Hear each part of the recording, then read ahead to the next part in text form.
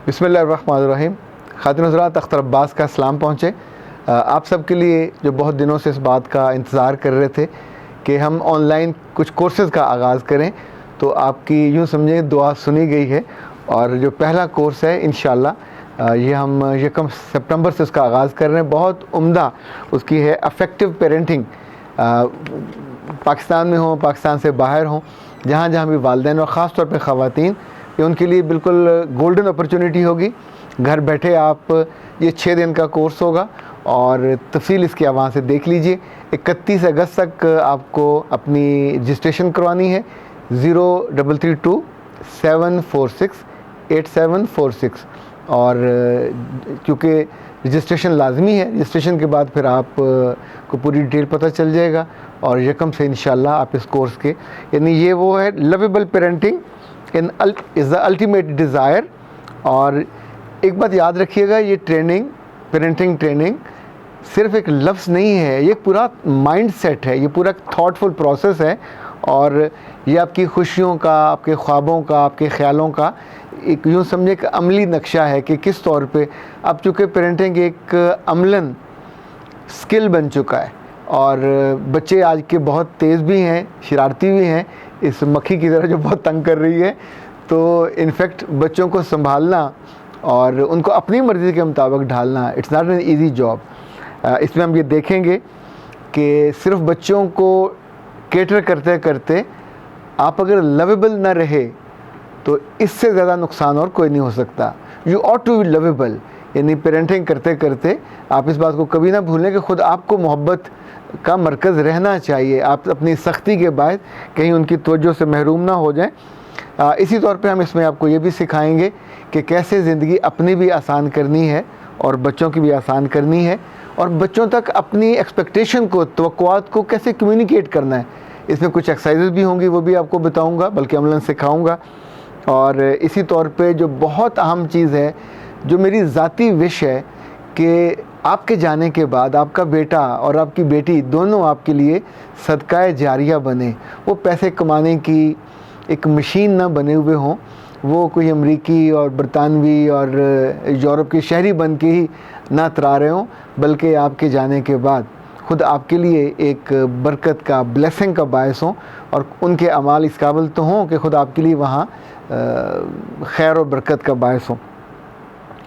इसको हमने specially design किया है, और बच्चों से ज़्यादा जो वालिदैन की सोच है वो बदलना लाजिम है। मुझे लकीली पाकिस्तान के बड़े बड़े जो एजुकेशन के अदारे हैं, ख़ास तौर पे जो चेन सिस्टम्स हैं, उनके लिए काम करने का मौका मिला। तो हमने 200 वालिदैन की रेगुलर एक सिलेबस बना के तरबियत की। हर महीने में एक सेशन उनका हम लेते थे, और फिर अगला सेशन, फिर उसके बाद अगला सेशन। तो उससे न सिर्फ दुआएं बहुत मिली, और अमलन सबसे अहम ये हुआ कि लोगों की ज़िंदगी में कुछ नए टूल्स गए कि जिन्हें वालिदैन ने अपने बच्चों पे फिर आजमाया और उसके फल लिए। और ज़ाहिर ये फल ही तो मुंह की मिठास बढ़ाते हैं। लेकिन ख़ातिन हज़रात, आज के मौजू की तरफ आते हैं।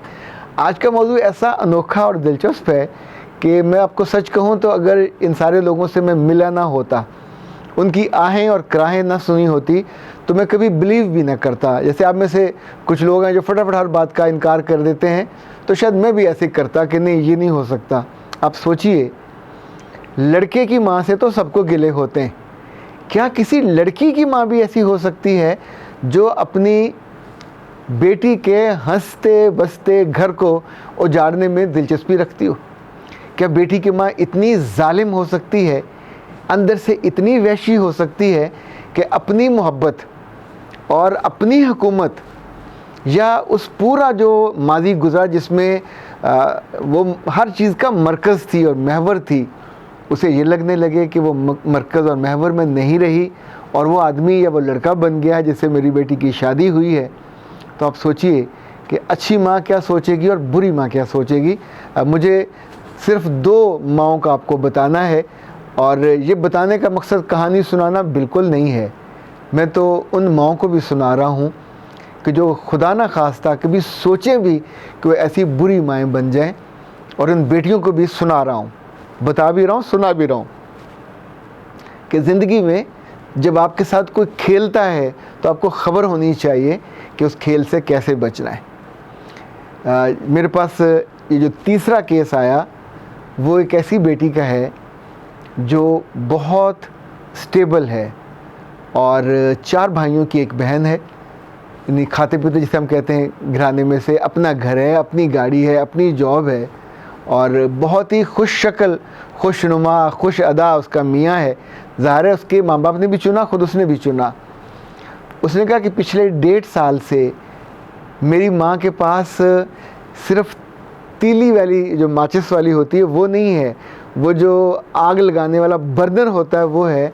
उस वालदा का ये कहना है कि मैं इसकी ज़िंदगी का वाहिद मरकज़ थी, सारी मोहब्बत मेरे लिए थी, सारे मशवरे मुझसे लेती थी, हर बात दुख सुख मुझसे करती थी। हाउ डेयर कोई आदमी इतना अहम हो जाए, चाहे वो मेरा दामाद हो, इसकी ज़िंदगी में आए और इसको मुझसे छीन ले। वो बेटी कहती है कि मेरी माँ जब को हफ़्ता के लिए 10 दिन के लिए आके मेरे पास रहती है तो मुझे ऐसा लगता होता है कि मैं बर्नर हूँ और उसको मुझे जला रही है।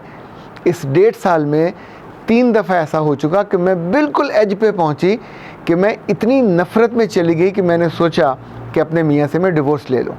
यानी माँ उसको मुसलसल इस बात पे उकसाती है, उभारती है कि वो इतना बदशक्ल है, किसी काम का नहीं है, बात करनी नहीं आती, उठना बैठना नहीं आता।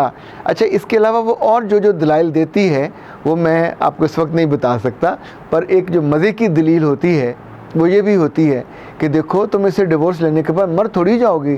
कितनी ही औरतें हैं जो अपनी माँओं के साथ ज़िंदा रहती हैं और एक औरत को क्या ज़रूरत है कि मर्द ज़रूर उसके साथ रहे। तुम्हारा बाप भी तो मर गया हुआ है, मैंने 4 बेटों को पाला, तुम्हें पाला।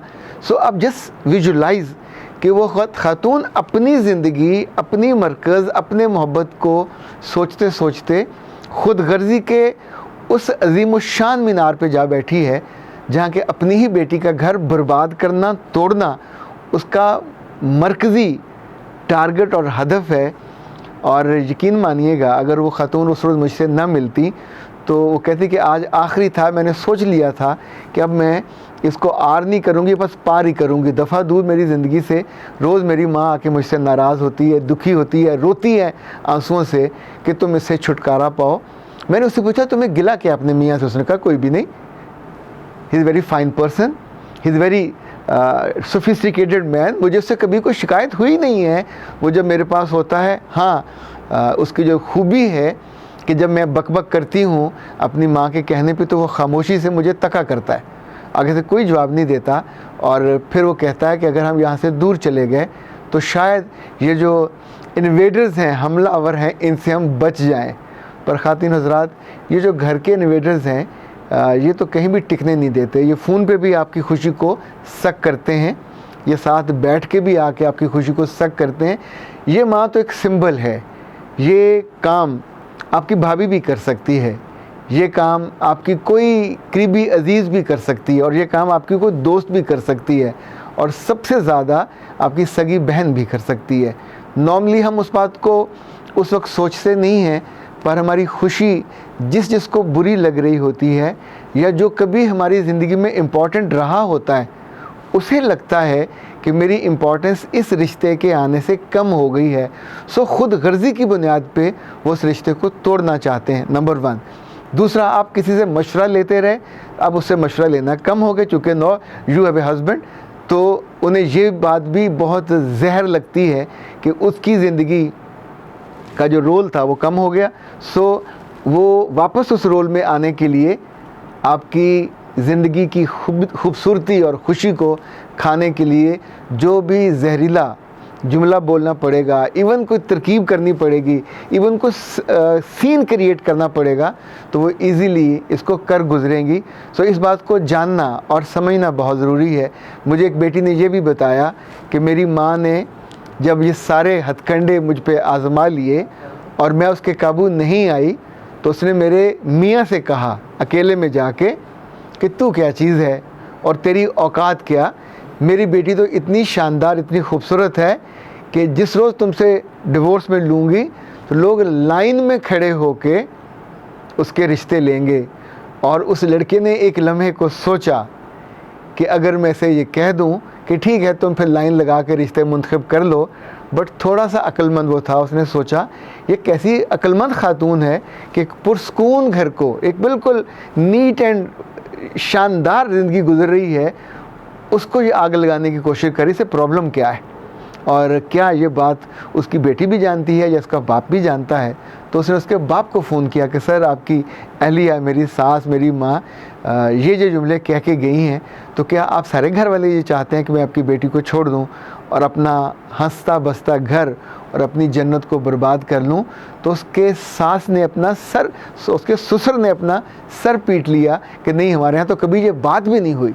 सो सोचिए कि ज़िंदगी में जो अनहोनियाँ हैं वो सिर्फ़ किताबों में नहीं होती, वो ड्रामों और फिल्मों में भी नहीं होती, अमली ज़िंदगी में भी होती हैं। और बच्चे और बच्चियां जब बड़े हो जाएं तो उन्हें अपने कानों को और अपनी आँखों को भी खुला रखना चाहिए, ये सोचने के लिए कि कोई क्या उनके साथ खेल तो नहीं रहा, उनकी ज़िंदगी का खिलवाड़ तो नहीं बना रहा।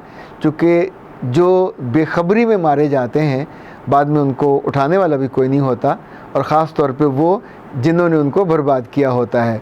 उस वक्त वो बिल्कुल साइड पर खड़े होकर तमाशा देखते हैं और उस मिज़री में भी वो अपने आप को इम्पॉर्टेंट बनाना चाहते होते हैं और बना लेते हैं। अख्तर अब्बास को इजाज़त दीजिए। अस्सलाम वालेकुम।